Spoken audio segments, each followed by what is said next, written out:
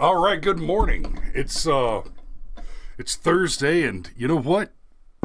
It's I gotta say we got a total win this morning. The Democrats are on fire. Okay. When I say the Democrats are on fire, I'm not using the word fire in the kind of newspeak. Oh, that fire, dog. No. I'm not talking about a rap song where someone spits the hottest bars. No. I mean on fire as in a dumpster fire. And I mean, there's some genuinely interesting stuff going on in the world right now. So, our loss of the 2020 election is a huge loss. I mean, devastating.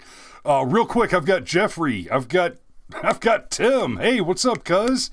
And Rod is with us this morning. Good to see you. Billy Smith. Hello. Good to see you guys. Good to see you. And I gotta say, I appreciate the hell out of the increased numbers lately. We're up in subs. We've been up in viewership every morning. And it's good to see. Billy says, burn, baby, burn. Hell yeah. Abso-frickin-lutely. So, when I say the Democrat Party is on fire, as much as the 2020 election hurt, as much as having this country stolen away from us by the enemies of liberty and prosperity, by the merchants of death, by the cult of baby sacrifice that is the Democrat Party. We're only 2 months in to Joe Biden's administration, and the dumpster fire of this administration is so severe that, guess what? The Democrats that voted for Biden are regretting it enormously. Remember a few months ago, we did a video on the crime of offering active incentives for votes. There was a YouTube chick, she does, I don't remember her name and I don't really care, but she was one of those OnlyFans chicks. She had a YouTube channel, she had an OnlyFans page, and she did a deal where she told people that if they would send her a photograph of their ballot proving that they had voted for Joe Biden. She specifically said she wanted to see ballot evidence that they had voted for Joe Biden. And people were sending her photographs of their absentee ballots and mail-in ballots especially. And in exchange, she was sending them nude photos, right? She was sending them pornography of herself in exchange for these proofs that they had voted for Biden. Again, I don't remember her name, but it's irrelevant. She got thrown off of YouTube because that's not just dirty pool. That's a crime, right? We've seen some complaints out of the lefties lately about the bill that's going through the Georgia House and Senate right now, where part of the bill says you can't hand out food and water within 150 feet of a polling location.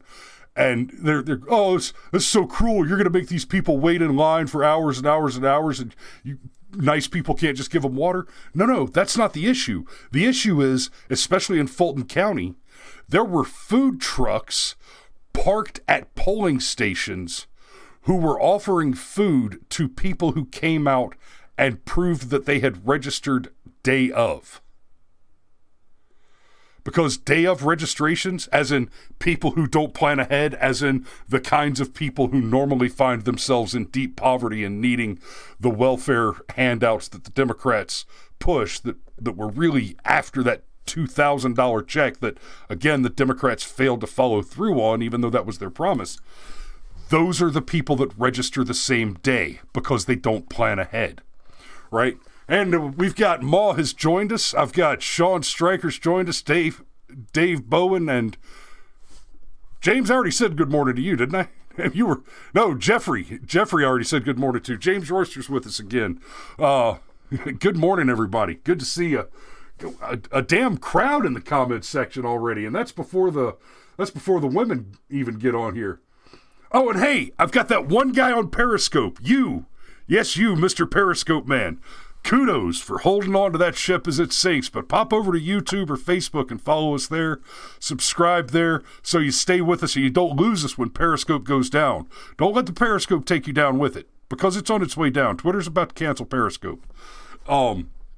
So anyway, the problem wasn't. This is why the law now or will say soon, as part of election security reformation, that you can't have food trucks like that, because it's already a crime. It was already a crime to offer goods, to offer anything of value in exchange for a vote. It's illegal to buy votes. That's right. It is a crime in every state and under federal law to offer people money in exchange for their votes. Joe, just throwing that out there, Joe. Just, if seriously, every Democrat who has suggested, hey, if you vote for me, I'll forgive your college loan debt. I mean, look back to Andrew Yang. Andrew Yang literally said on the debate stage, guys, I'm offering you $1,000 a month to vote for me. Lock him up. That is a crime.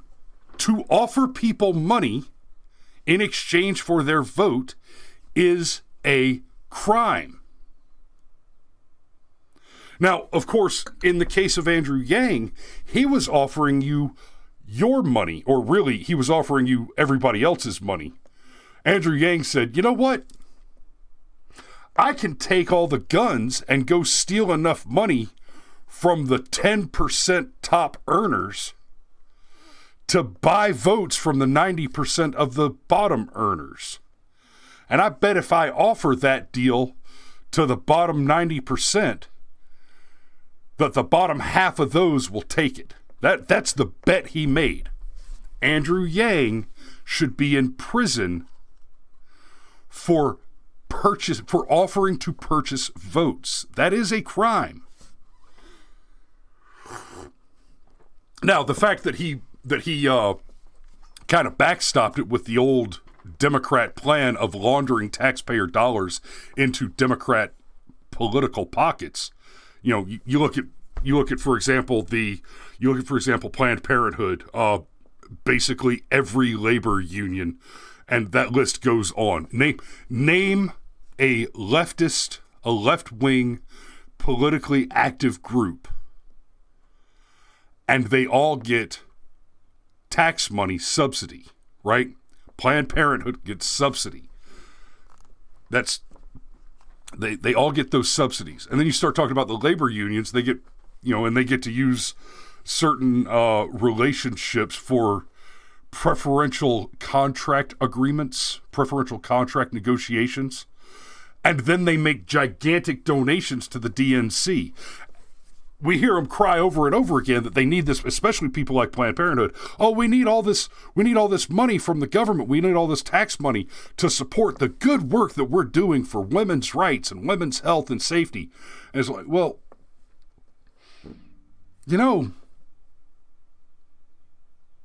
you could deal with your cash flow problems if you do a little budgeting, and maybe you can find some things in the budget that you don't need to spend money on. And then your budget will work better, and you'll have more money to do the things that you want to do with. And maybe, just maybe, one of those things that you don't need to spend money on is buying Democrat votes to get you more money. Right? If you still had all the money that you were dumping into getting Democrats elected for the sole purpose of getting more money into your pocket, then your cash flow problems would be at least alleviated, if not solved. So the only conclusion you can make there is that the purpose of that activity is to launder taxpayer money through these charities and back into the DNC. See, and as much as I've said in the past, I continue to vote Republican because the Republicans are slower. They fail slower. They ruin everything a little bit slower. See how I managed to dodge the F-bomb there? I'm going to try to do that for this whole episode. Who knows? Wish me luck. I'll take a little bit of that luck of the Irish that rubbed off yesterday. But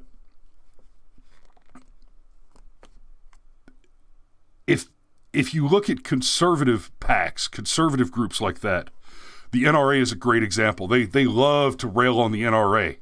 And if you remember after the Marjorie Stoneman Douglas high school shooting, it was trending, hashtag defund the NRA, defund the NRA. Like, guys, got a little wake-up call for you. We could defund Planned Parenthood because it is funded.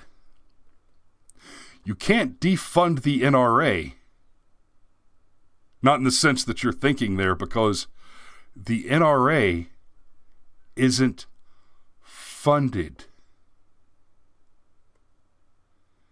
The NRA is not funded by taxpayer dollars. It is entirely funded by the private contributions of its members.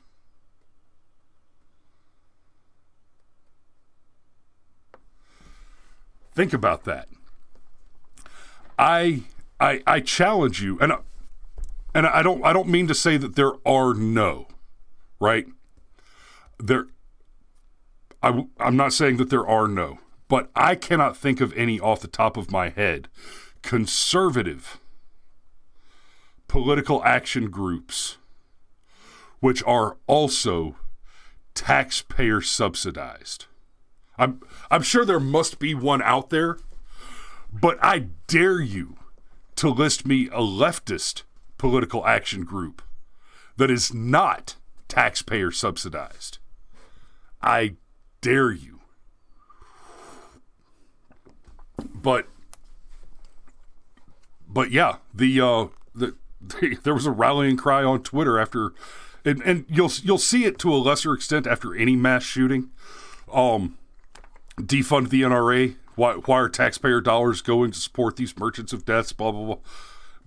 Because taxpayer dollars aren't going to support that. In fact, I dare say taxpayer dollars are not going to support anything that seeks to improve the liberty of individuals. Taxpayer dollars are not used to make you freer.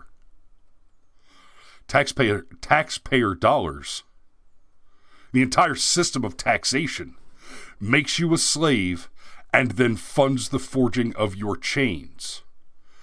It goes to create programs on which you are actively forced to be reliant, or at least they try to force you to be reliant on these programs. Right? They make you debtor slaves, and I'll do a whole other show later on the pros of slavery, and that's you'll get a chuckle out of that. I'm not going to be talking about chattel slavery, right? We'll talk about slavery historically in various systems, which includes things like the apprenticeship program. And I'm not talking, and then I won't be talking about like, oh yeah, I'm going to give up half of my earnings to the union so that I can go and work to learn a trade. No. I'm talking about, hey, here's a master craftsman who needs help. He's got 3 hots and a cot for me. I'm going to go and live on 3 hots and a cot for a year or 2 while I learn the trade, and then I become his journeyman. As in, I go out to his clients to do the master's work, right? The journeyman is the guy, like, okay, the farmer came and bought an iron gate from the blacksmith. The blacksmith made it in his forge, right? And then sends the journeyman out to install it or to repair it, right? That's an apprenticeship program. So as the apprentice, you have your 3 hots and a cot, You work, you learn the skills, you learn the trade. Then you become the journeyman, and the journeyman gets paid to go out and do the site work. But the master work is still done at the forge.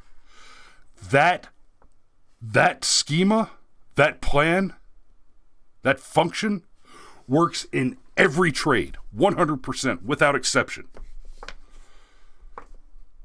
That works. Right? I could do it as a filmmaker. I could send, in fact, I'd need another bedroom because I've got a shitload of kids and they take up a bunch of space. But I could have somebody live in the house, 3 hots and a cot, and their basic job at the beginning is, okay, one of my journeymen went out and shot a wedding, or 3 of my journeymen went out and shot a wedding.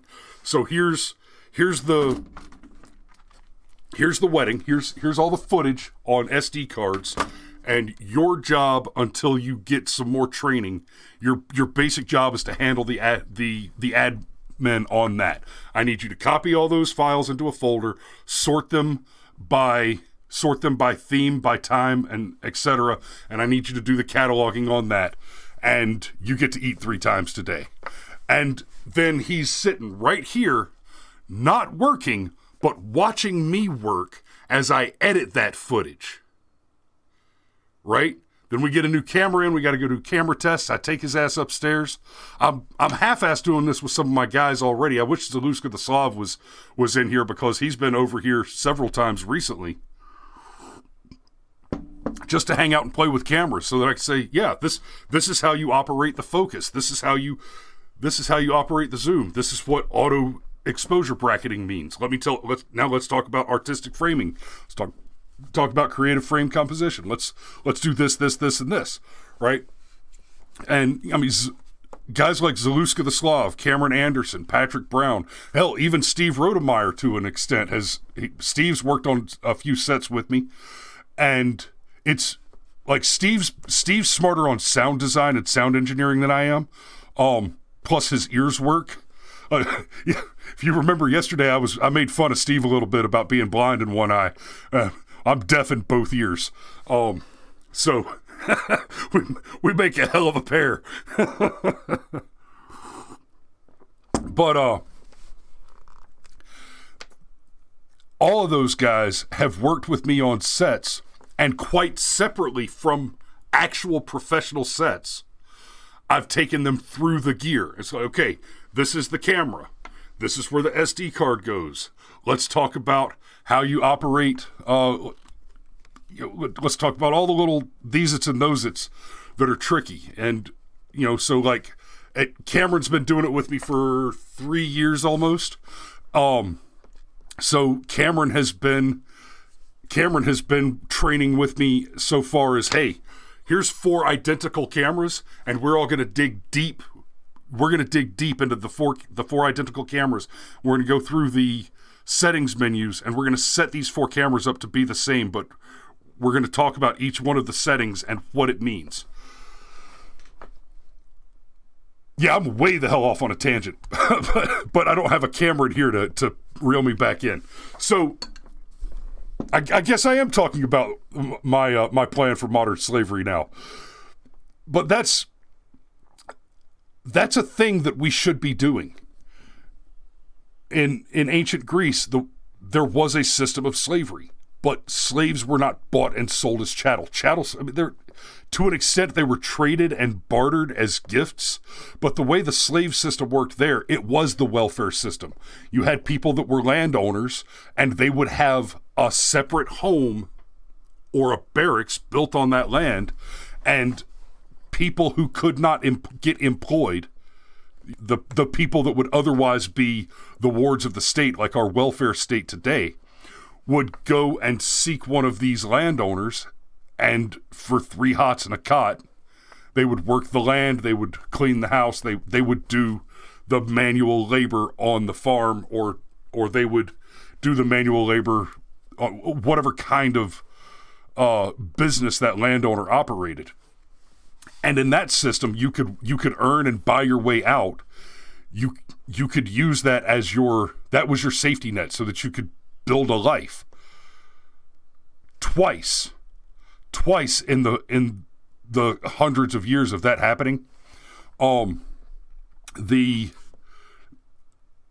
were two kings or emperors who began as slaves and worked their way up to be elected to the highest leadership position in that land.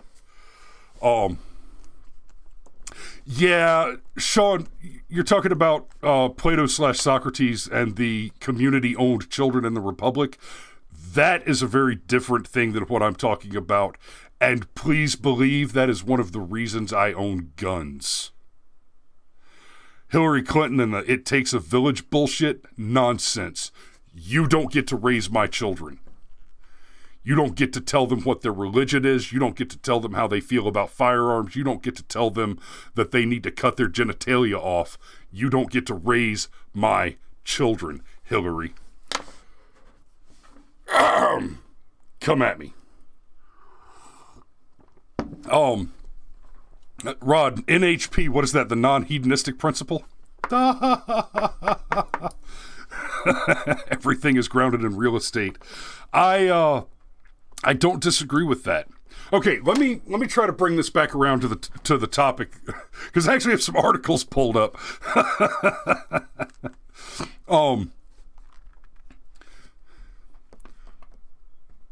Oh, see, Rod, I wouldn't have guessed that because I've only ever known your dad as Mr. Hank. So HP I might have gotten, but I didn't know that Hank was his middle name.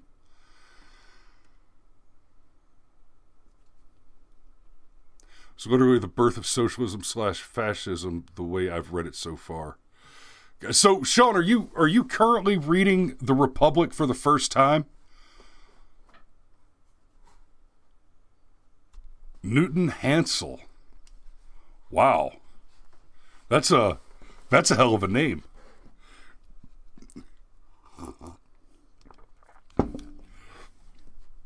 Well, Sean, then maybe we should have a conversation sometime on another show about the Republic. Okay. Let me dig into the articles and talk about what's going on with the Democrat Party and why we're trying to find silver linings in the 2020 loss. Okay. So in trying to find some silver linings in the 2020 loss, remember every Republican that ran for re-election in the general last year won. The Democrats control the House and the Senate now, but they only control the Senate because they have the tiebreaker vote in Kamala Harris. They only control the House by 7 or 8 votes. It's a very thin margin. And the dumpster fire that we're already seeing coming out of the DNC, guys, 2022, the midterm election next year, which we are gearing up for already, make no mistake, is going to be a red wave bloodbath. But only if conservatives show up to vote. Now, let's not get confused. That there was fraud in the election is unquestionable.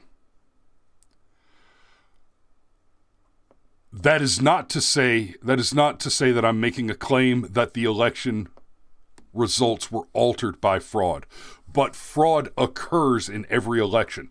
That's just an interesting fact.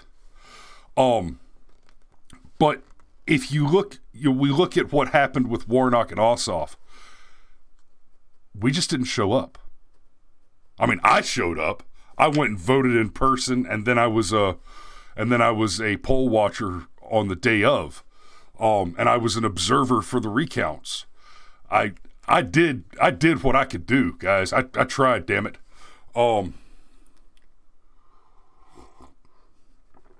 But people didn't show up. And I've talked about that on the show before a few times. We had Sidney Powell and Lynn Wood. And Sidney Powell, to a lesser extent, she didn't really push the narrative as much. But Lynn Wood really hammered this idea that he made the claims that the election was stolen and that they're going to steal the next one, and that for that reason, you should stay home and not vote as a form of protest. If you think that not doing something is a way to win a competition, elections are not golf. Elections are not golf. You've got to show up and vote. Even if you have zero faith, even if you have legitimate reason to have zero faith in the security and the fairness of the election, if you don't vote, you're guaranteed to lose. What if you are dead certain that your vote won't count when you go and vote? If you are dead certain that your vote will not count when you go and vote, let me tell you something. There's a chance you could be wrong. But if you decide that your vote won't count and then for that reason you choose not to vote, you will be 100% correct. Your vote will not count if you do not cast it. So, I guess I've preambled enough on teasing an article that I haven't even mentioned yet in the show, and I apologize for that. But you know what? My shit was fascinating this morning. You're welcome.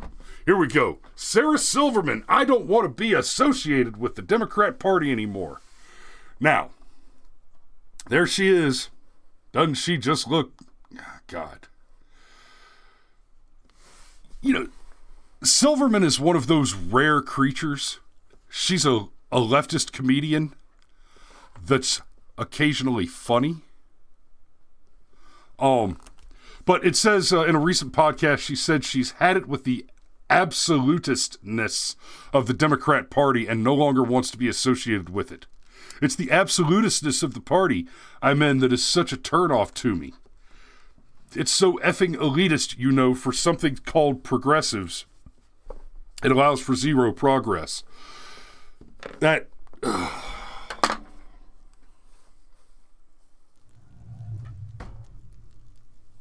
She says that like it's a revelation. She says that like it's an insight. Sarah,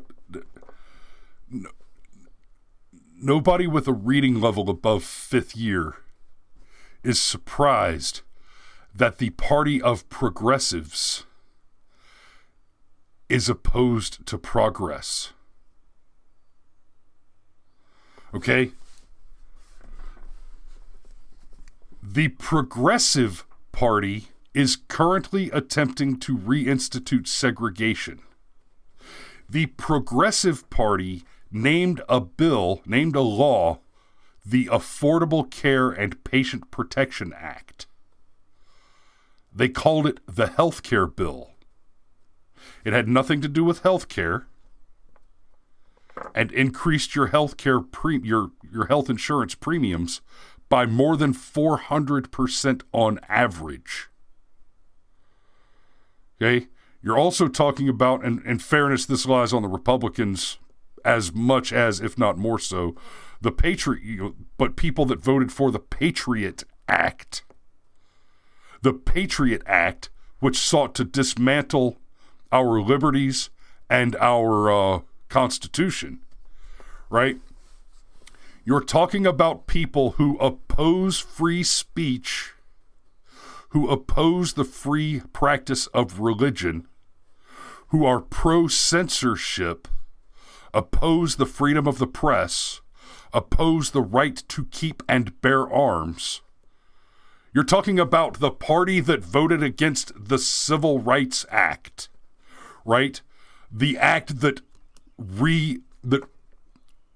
reinforced the guarantees of civil liberties to everyone without concern for their health, for their skin color, without concern for their ethnicity or origin. And those people call themselves liberals. You're talking about the Democrat Party, who is opposed to the democratic process. It always aggravates me when I hear people refer to them as the Democratic Party, or the Democratic senator from so-and-so, the Democratic Joe Biden administration. What the hell is democratic? You keep using that word. I don't think it means what you think it means. So you have to understand. Oh, they just sent out stimulus checks. Now, in fairness, stimulus checks went out under Donald Trump, and I was against them as well. But they just sent out stimulus checks. Stimulus checks, a stimulus bill, the stimulus bill, stimulus, a $1.9 trillion money printing scheme that will cause mass inflation. How stimulated are you going to be economically when the value of your buying instrument is reduced by more than half? 20 years ago, a carton of cigarette cost $20. Today, it's almost 4 times that. The price didn't go up. The value of the dollar went down. Think about what that means for gas prices compared between Trump, Obama, and Biden. Right? Remember when Obama was in office and gas was $4.50, $5 a gallon? And then it suddenly got so much cheaper under Trump. Gas went down to early 2000s prices under Donald Trump. But if you looked at other prices, those prices were higher. What was achieved under Donald Trump with energy independence, reducing gas to prices lower than the comparable prices of the much more powerful early 2000s dollar against the 2016 to 2020 dollar, that the numbers there, the math there should blow your freaking mind. Amazing. So Sara Silverman decided she's quitting the party. And I mention her because this is a woman that was involved in massive get out the vote campaigns where she literally appeared nude. And we said it when we talked about that campaign too. She's a good looking girl, right? She's got a nice pair of breasts. She's got okay, the years are starting to catch up with her, but she has a fit and symmetrical face. She's an objectively attractive woman. And in all fairness, she looks pretty good for how old she is. I think she's got to be creeping up on 50, if not just over it by now. But she was actively engaged in get out the vote to get Biden elected. And now she's leaving. She's leaving the party. Then you've got the Nevada Democratic Party staffers quit over new socialist leadership. To be clear, we'll read the article. So the whole staff of the Nevada Democrat Party quit after a slate of Democratic Socialist candidates won every seat in the party's leadership on Saturday, according to a report. Okay, what they're talking about here is actually the Democrat version, and there they did, Democratic Socialists. What the hell is democratic about socialism? Socialism is, here's a government, they have all the guns, so they get to take all your shit, and then they get to tell you how much of your stuff you get to get back. No. Y'all can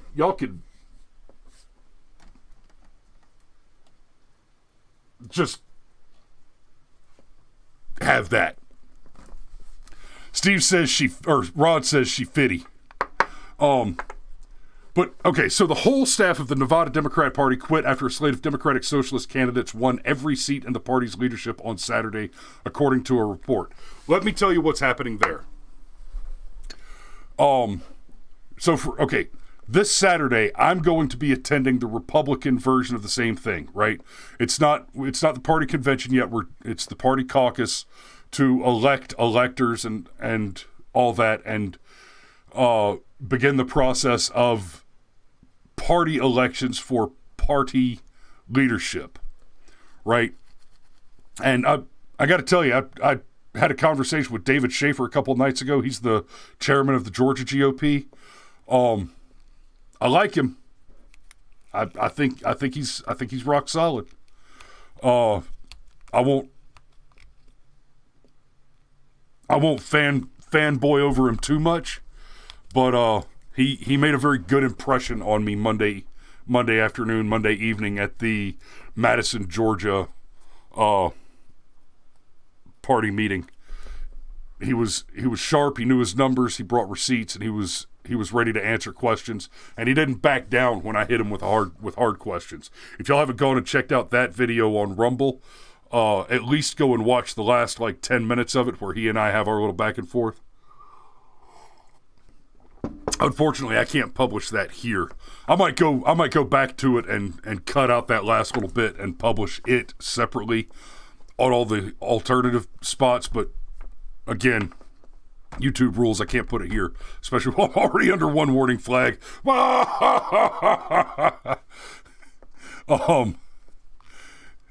Sean Stryker asks, is normal go time for you 4 a.m.? I have kind of a... I'm usually up by 4, yes. I'm usually up by 4, if not earlier. That's Eastern Standard Time. That'd be GMT minus 4 now, because we fell back. Wait, we fall back or we sprung forward? We sprung forward. Which, yeah, so we just went from GMT minus 5 to GMT minus 4. So that'd be midnight Zulu. Roger that. So anyway, I'll be going to the Republican version of this where we caucus for the party membership, the party leadership. And that's what happened here is the Democrat Party in Nevada had their party leadership caucuses, and every seat was taken by a Democratic Socialist. And then the staff quit.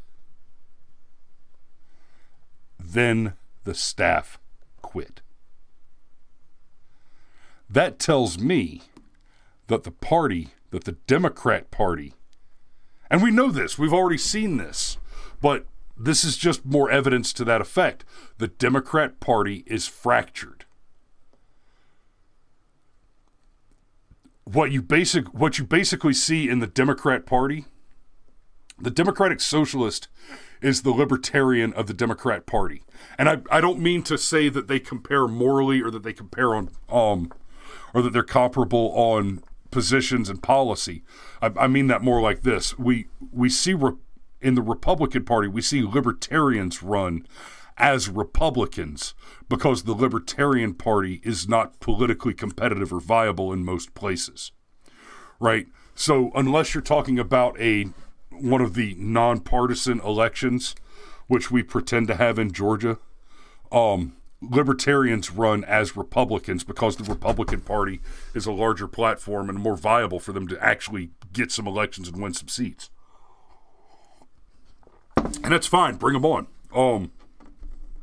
I like a Rand Paul, those kind of guys. They're solid. They're not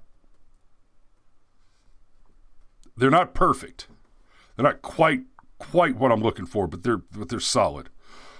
But that's what's happening there is the Democratic Socialists are taking over the party. What was it, 2012?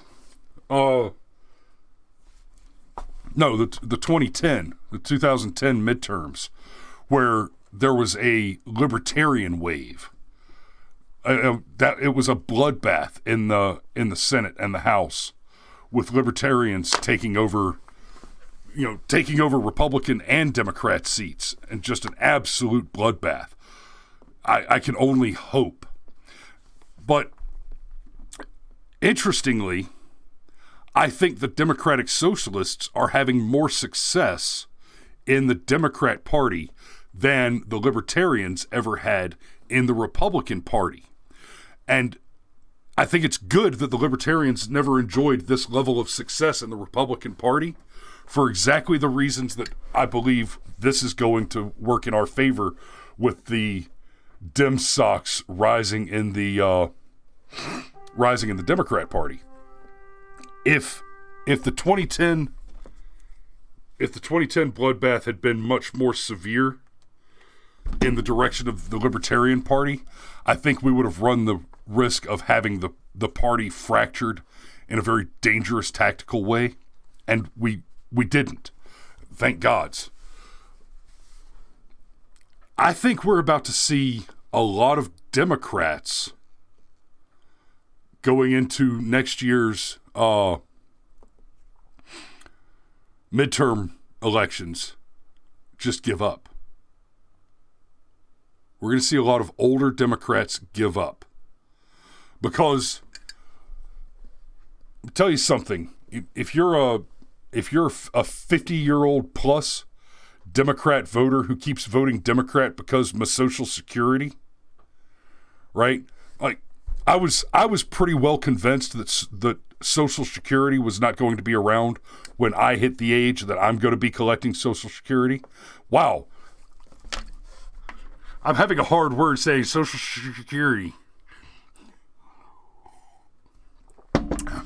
I don't usually get tongue-tied like that. Social Security. But I was already pretty convinced that the SS would not be around by the time I hit the age of collection. With the raft of spending that we're being saddled with now, I'm doubly convinced of that. But if you're in your 50s and above and you're voting for Democrats because of social programs, Social Security, Medicare, Medicaid, et cetera, you now have to accept that you are voting for Cardi B and WAP on the Grammys or the Emmys or whatever to be the cultural replacement for Dr. Seuss and Pepe Le Pew and Speedy Gonzales.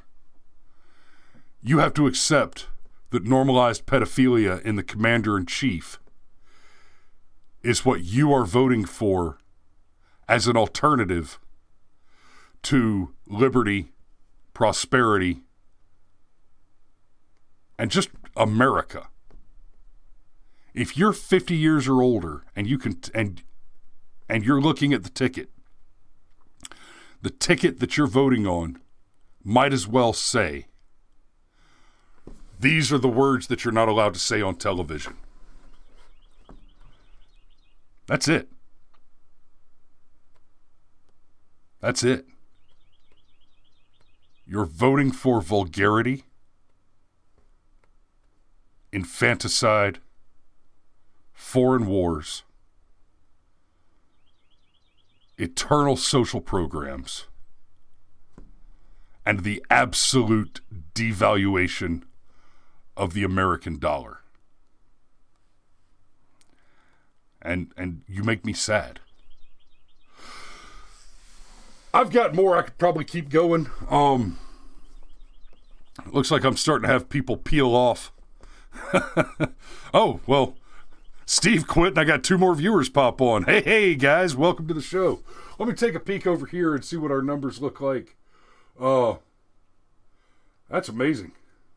That's amazing. I got multiple viewers on multiple channels. Thank you so much for turning out to watch this show, guys. Leave me some comments below. Not in the chat here. Actually, after the show publishes as a standalone show on YouTube, leave comments in the comments section.